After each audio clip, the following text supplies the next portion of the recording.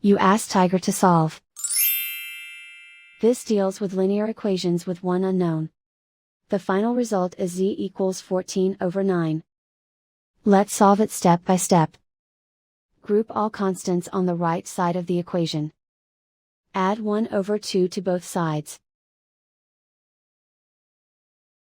Combine the fractions. Combine the numerators. Reduce the zero numerator. Simplify the arithmetic. Find the lowest common denominator. Multiply the denominators. Multiply the numerators. Combine the fractions. Combine the numerators. Isolate the z.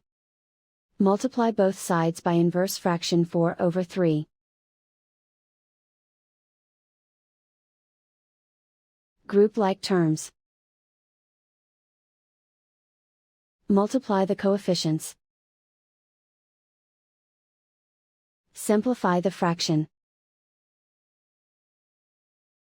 Multiply the fractions. Simplify the arithmetic.